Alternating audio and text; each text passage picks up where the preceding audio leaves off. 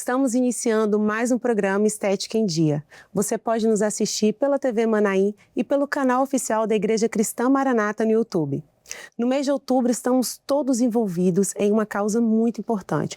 Com certeza você viu por aí a campanha Outubro Rosa, que tem o objetivo de conscientizar mulheres para a prevenção do câncer de mama. E para entender melhor do que se trata esse movimento, nós convidamos a doutora Evanilda Cosmo, que é ginecologista e obstetra, médica da família e do trabalho. Ela vai nos falar um pouco sobre o câncer e essa campanha que é mundial e como podemos olhar com mais atenção para esse assunto. Doutora Evanilda, seja muito bem-vinda ao nosso programa. Muito obrigada, Daniele. Eu que fico agradecida. E como é importante, eu estou feliz por poder ter essa oportunidade de falarmos aqui para as mulheres de um assunto tão importante, tão relevante para a saúde de todas as mulheres, que é o Outubro Rosa, que é a prevenção do câncer de mama. Aproveitando, doutora, esse movimento Outubro Rosa, ele não surgiu aqui no Brasil, né? Como que começou essa campanha? Essa campanha do Outubro Rosa, ela começou lá nos Estados Unidos, em 1990. Então, começaram a ver que o índice da doença estava aumentando muito. Então, havia uma necessidade de chamar a atenção da comunidade, da sociedade, das mulheres em geral, para essa temática muito importante. Então, houve uma corrida em Nova York e as mulheres começaram todas vestidas de rosa e começaram a chamar a atenção para isso e começar essa conscientização sobre a necessidade de se observar sobre o câncer de mama. Aí isso se espalhou no mundo. Isso se espalhou pelo mundo, por outras cidades, depois por outros países. E no Brasil iniciou em 2002, mais ou menos, em São Paulo. E hoje praticamente o mundo todo, todas as cidades aqui no Brasil também, todos os estados, nós vemos os monumentos cor-de-rosa, as pessoas vestem assim, para quê? Para chamar a atenção desta doença que é a incidência é muito grande. Sim, então, e hoje não é só mais em mulheres mais velhas, né? Hoje a gente tem visto mais e mais a incidência em mulheres jovens também. Daniele, olha só, para você ver como é grave a doença, que segundo o INCA, que é o Instituto Nacional do Câncer, né, aqui no Brasil, ele estima, a estimativa é de que este ano de 2025 nós teremos 73.600 pacientes com câncer, novos casos de câncer de mama. Fora aqueles que já estão sendo tratados. Fora aqueles que já estão em andamento, né, em segmento. Então, assim, é muito grave a doença, é muito intensa, a intensidade é grande e é uma doença que nós podemos prevenir. Tá? Então, por isso a importância até do Outubro Rosa. Então, o Outubro Rosa veio para quê? Para desmistificar um pouco, né, essa estigmativa da doença. Então, as pessoas começaram a falar mais, começaram a perder o medo, começaram a falar mais naturalmente da doença. A incomodar outras mulheres a se cuidarem. Com certeza. Então, o movimento Outubro Rosa não é só marketing, de fato é um movimento necessário. E aí a gente se vê necessário também, além da conscientização, fazer com que essas mulheres entendam como que elas podem se cuidar. Então, uma das coisas que é uma dúvida muito comum é o que é o câncer. O câncer em si, né, geralmente, ou em qualquer região, nada mais é do que uma alteração celular. Então, existe uma alteração celular e ela começa a se proliferar e invade alguns tecidos saudáveis e ali começa a virar tumores. Esses tumores ou nódulos podem ser benignos ou malignos. Então, geralmente, resumindo, o câncer é isso. É uma proliferação, uma mutação celular que prolifera ali, vai invadindo, vai crescendo tumores e por isso a necessidade, no caso do câncer de mama, que é um câncer que às vezes é muito difícil de se diagnosticar automaticamente ou de se ver, né? Então por isso a necessidade de uma atenção, de um exame preventivo. Então por isso essas campanhas para que essa incidência diminua. E nós podemos fazer isso, nós podemos diminuir essa estatística que é a preocupação mundial. Antes de eu te perguntar um pouquinho sobre os fatores de risco, a célula cancerígena, mais especificamente do câncer de mama, ela se prolifera mais rápido? Porque eu já vi mulheres falando que elas fizeram o exame há 6 meses e 6 meses depois, de repente, elas estavam com um nódulo de câncer. Não, depende, tá? Depende do tipo de tumor. Tem alguns que têm um crescimento muito rápido, outros não. A maioria dos cânceres de mama, eles são crescimentos mais lentos, mas existem também um de crescimento, então por isso existe uma variedade muito grande. E às vezes esses muito agressivos, se você não pegar muito cedo para um tratamento, ele começa a disseminar e vai para outras regiões que aí nós chamamos de metástase, quando ele vai afetando outros órgãos. No caso de mama, geralmente a metástase é para pulmão primeiro E aí cai na corrente sanguínea e Certo. vai para vários órgãos. Aí a gente vai entrar depois como vai ser essa prevenção, mas antes disso, explica pra gente quais são, se existem fatores de risco e quais são esses fatores. Daniele, quanto aos riscos, né, que você perguntou, nós temos alguns fatores, que existem fatores genéticos e demais fatores. As pessoas às vezes se preocupam muito com os fatores genéticos. Minha avó teve, minha tia teve, e às vezes é a preocupação maior. Só que, para surpresa nossa, né, de alguém, que esses fatores genéticos, eles contribuem com 5 a 10% só do câncer de Muito mama, pouco. né? E até esses fatores genéticos, nós colocamos mais, consideramos mais parentes de primeiro grau, que é mãe e irmã. Minha tia tem, minha bisavó tem, minha prima, não é muito relevante. Então, para o câncer de mama, o mais relevante é a mãe e irmã. E se essa mãe ou irmã tiverem tido um câncer abaixo de 50 anos de idade, é mais preocupante ainda. Então, mesmo a paciente com 30 anos, com até menos, já pode começar a fazer o rastreamento, porque aí se conta um pouquinho a mais. E os demais fatores de risco, os 90%, são os demais fatores, tipo estilo de vida, tá? Então, não ter uma alimentação ruim, o tabagismo. São os fatores modificáveis, né? O tabagismo, a falta da amamentação, porque a amamentação é um fator protetor também, ele ajuda, né, aquelas mulheres que amamentam, então é melhor que se amamente, né, para evitar isso. E o uso de hormônios também. Então, quanto a isso, não que ninguém deva usar hormônio, não. O hormônio é importante, ele é bem benéfico para a mulher que entrou na menopausa, né? Melhora aqueles fogachos, melhora o ressecamento vaginal, tem 1000 vantagens. Mas antes de se iniciar, porque às vezes as pessoas começam a usar de forma indiscriminada, chips de hormônio, mas antes de fazer isso, tem que se fazer uma triagem, fazer uma consulta com um especialista, exames, para ver se vale a pena usar ou não. Porque senão sobe muito e pode complicar. E aí a gente falou sobre fatores de risco, a importância também de conhecer o seu risco. A partir de quantos anos essas mulheres elas têm que começar a se preocupar? Qual o índice? Olha, a preocupação com câncer de mama, com a saúde, deve ser, acho que desde que nós nos entendemos, né? Desde que você tem algum conhecimento, mesmo desde criança, adolescente, a própria adolescente tem que se preocupar com a saúde dela. Não é isso? Então, é conhecer o nosso corpo, mas assim, quanto a exames, tipo mamografia, aí a partir de 40 anos, agora até mudou essa estatística, de acordo com o quadro que você tem visto aqui, na tela o protocolo mudou este ano, de 2025, que agora o protocolo para rastreamento de câncer de mama é de 40 a 49 anos, se faz anual, tá? A partir de 50 anos se faz bianual, e 74 anos, que antigamente era a mesma, como a estimativa de vida tem aumentado, a partir de 74 anos é opcional, de acordo com o estilo de vida, de acordo com alguns fatores de risco, se pede, mas se não, também não é necessário, não. Antigamente, as mulheres começavam a fazer esse exame com 50, 60 anos, né? Aparentemente com 50 anos. Mas hoje, assim, como o índice tem aumentado... Cada vez em mulheres mais novas. E como tem aumentado, então, e também a longevidade das mulheres tem aumentado, então o câncer acabou se tornando também mais intenso. Então, por isso a necessidade dessa avaliação.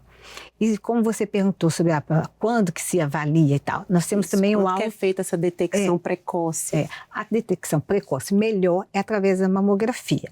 Porque se você pega um nódulo, tá, de menos de 1 centímetro, a incidência de cura é de 90% a 95%. Muito alto. Então, olha que boa notícia. Né? De um lado, é bom nós sabermos disso, que se eu pegar cedo, eu tenho oportunidade de fazer o tratamento adequado, então gera menos sofrimento. Muitas vezes, né? Até sem a necessidade da quimioterapia. Isso, né? Então é bem menos sofrido.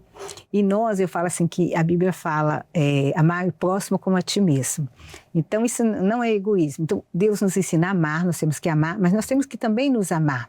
Assim como eu quero o bem para o meu irmão, eu quero o bem para mim também. Então, eu preciso de me cuidar, porque quando uma pessoa adoece, nós vivemos em corpo, né? Em família, em comunhão. Adoece a família então, inteira. Quando uma pessoa adoece a família toda. Então, não adianta eu cuidar só do meu filho, do meu marido, do meu trabalho. Eu tenho que o quê? Pensar de uma forma geral. Estou me cuidando, né? Você leva seu filho ao dentista, por quê? Para que ele não sinta dor de dente, que ele não tem. Então, eu vou me cuidar para poder cuidar deles também. Essa é a maior conscientização, inclusive. É uma conscientização que nós temos que ter. E, às vezes, a mulher, até por medo de descobrir a doença, antigamente nem se falava assim, aquela doença. Tem gente que não gosta nem de pronunciar esse nome câncer, né? Mas é necessário, porque se nós pronunciarmos, nós acostumarmos e pensarmos na prevenção, olha quanto sofrimento nós podemos evitar, quantas mastectomias nós podemos evitar, quantas quimioterapia, radioterapia podemos evitar. E até mesmo se tivermos que passar por isso, né, se pegar precocemente, os resultados são muito mais satisfatórios. A possibilidade de cura é muito maior. A possibilidade de cura de 95%, que é muito gratificante. Doutora, e antes de chegar a fazer uma mamografia, procurar a ginecologista, tem muito movimento para ser feito o autoexame. Como que funciona? O autoexame, ele não substitui a mamografia de forma alguma, mas ele é importante. Importante por quê? Porque a mulher precisa se conhecer. Né? E quando você se conhece, você vai palpando, examinando uma coisa, você vai conhecendo o seu organismo. Se aparece qualquer nódulo diferente... E o que você vai procurar? Né? O que você vai assim, achar, talvez, que você tenha que ter uma preocupação? A princípio, você vai palpar toda a mama, o autoexame, ele é feito, primeiro, pós o período menstrual, porque antes da menstruação a mama fica mais inchada, mais dolorida, então não é um período ideal. Passando este período menstrual, uma semana, aí você pode, uma vez por mês, né, vai avaliar a mama. Pode ser deitada, pode ser sentada. O importante é que você palpe toda a sua mama e não esqueça da parte axilar também, da axila, porque tem os gânglios, então é importante palpar. Procurando algum caroço, alguma coisa. Você também tem que estar atento à pele também, que existe a pele, às vezes, com aspecto de, nós falamos de casca de laranja, quando ela fica mais enrijecida, mais áspera. Então é importante nós nos palparmos, olhar a nossa mama, a pele, né? Alguma retração do mamilo, que às vezes a pessoa tem mamilo para fora e de repente parece que inverteu ele. Ficou diferente. Então, é uma coisa que vocês têm que estar atento para procurar um profissional. A questão também de alguma secreção que saia pelo mamilo. Então, é importante também, uma vez por mês, você dar uma espremida. Não demais, mas um pouquinho para ver se sai alguma coisa. Então, às vezes, a pessoa acorda de manhã e vê que a roupa sujou um pouquinho. Aí começa a observar. Isso já é sinais de preocupação. É, de preocupação e de você correr e procurar um profissional para investigar melhor. Nem tudo, nem todo nó, nem todo caroço é câncer. Nem toda um processo irritativo. Pode ser, às vezes, um processo até irritativo, né, que pode dar uma secreção. Então, pode ser algum trauma. Às vezes, a pessoa bateu numa maçaneta. Isso. Aí, eu já tive pacientes que tinham nódulos e eram nódulos de gordura, que eram benignos, só tiveram que tirar mesmo, até mesmo deixava lá que não tinha risco nenhum à saúde. E isso é bom. Então, mas é importante isso. A partir do momento que você faz o exame, você se conhece, então, alguma coisa diferente você vai perceber. Agora, se você nunca colocou nem a mão, nunca observou, parou para fazer isso... Então, procura logo um médico, que é mais importante. Mas o mais importante para o diagnóstico mesmo é a mamografia. Porque quando você palpa a mama, quando você acha um caroço, geralmente ele já é maior de 1 centímetro. Então, você já pegou ele grande. E a estatística conta que abaixo de 1 centímetro, se você detectar esse nódulozinho, aí você tem uma chance de cura de 95%. Então, isso que é o ideal, é se detectar antes de 1 centímetro, até com milímetros. Então, a mamografia hoje em dia, ela consegue detectar. Temos bons exames, né? As tecnologias estão aí aumentando, melhorando, então isso facilita bastante. Então, dá para entender que não necessariamente você não achou um nódulo no autoexame, não quer dizer que você não tenha um câncer. Então, é importante a mamografia, o acompanhamento com o médico. E outra coisa também, às vezes as mulheres, elas esperam sentir alguma coisa, acham que vai ter câncer se doer. Não. O câncer de mama, geralmente, ele não dói. Ele vem, às vezes, um caroço, até quando se palpa, às vezes não dói. Então, a pessoa fica esperando sentir alguma coisa para ir ao médico, então está enganada e está causando prejuízo para si própria. Doutora, e como é feito esse diagnóstico pós-exame? Como é feito o tratamento depois desse diagnóstico e qual o prognóstico para esses tratamentos? O diagnóstico, ele é feito de certeza, né? Primeiro nós vamos fazer a mamografia, se detectou algum nódulo, alguma suspeita, então vai-se para a biópsia. Só exame histopatológico, exame da lâmina, né, da peça ali, do pedacinho que tirou, que você vai ter o diagnóstico conclusivo. Aí, a partir daí, vai se fazer o estadiamento, ver que tipo de tumor, a que tratamento ele vai responder, se é um tumor mais agressivo, menos agressivo. Então, o diagnóstico, primeiro, mamografia, se houver alguma coisa, biópsia, e a partir daí o segmento. E hoje em dia, graças a Deus, tem se evoluído muito o tratamento. Ele tem sido mais personalizado, então menos invasivo, as quimioterapias menos agressivas. Então, assim, os resultados têm sido melhores e, então, por isso a importância de sempre que se está fazendo. Então, esse tratamento é dessa forma. Então, feito o diagnóstico, a biópsia, detectamos ali que tem um nódulo maligno, né? Essa paciente, ela entra agora para um tratamento. Quais são os tipos de tratamento que essa paciente pode enfrentar? Aquilo que nós já falamos, então, reforçando. Não existe um tratamento para todo mundo. Para cada caso é um caso. Assim como eu falei que existem N tipos de câncer, né? Então, vamos supor que houve câncer mesmo. Então, às vezes, se só tira aquele câncer com a margem boa, não tem problema mais nenhum. E às vezes faz até uma quimio profilática, tá? Para evitar.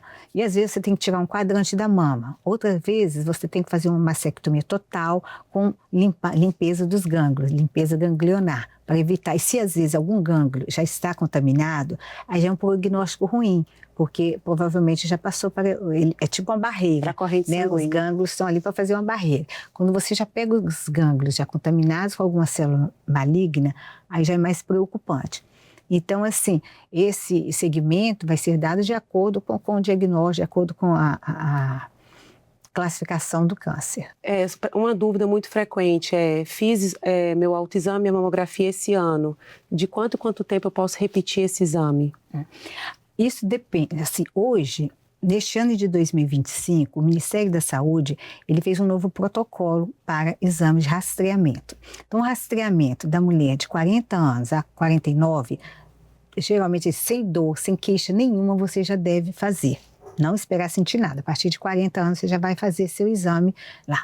A partir de 50 anos a 74 anos, aí você vai fazer de 2 em 2 anos.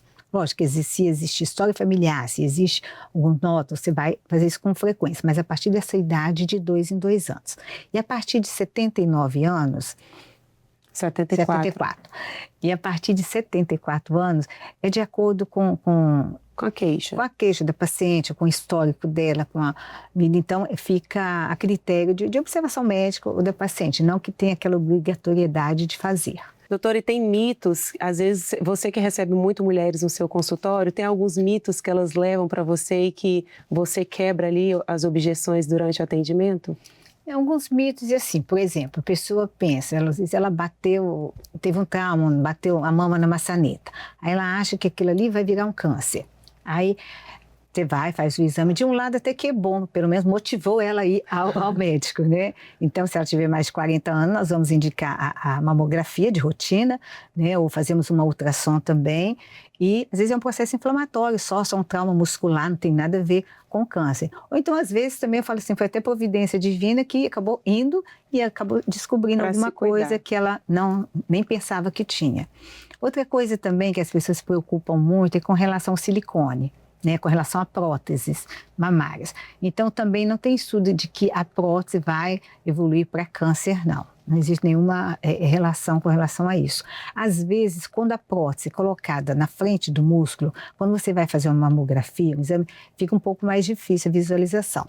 Mas quando ela é colocada mais atrás, então é a mesma coisa. Não atrapalha. Não atrapalha também. O exame também, às vezes as pessoas têm medo de fazer exame. Fala que é aquele tipo um sanduíche que você vai colocar a mama. Gente, mas não dói, tá? Então, assim, aqueles que nos ouvem, diga uma coisa, não dói. O que dói, às vezes, é a doença, é o tratamento, né, mais agressivo. Mas fazer um exame não dói. Um botox dói muito mais do que uma mamografia uma vez por ano. Essa fala só foi muito importante. Fazer o exame não dói, o que dói é o tratamento. Isso.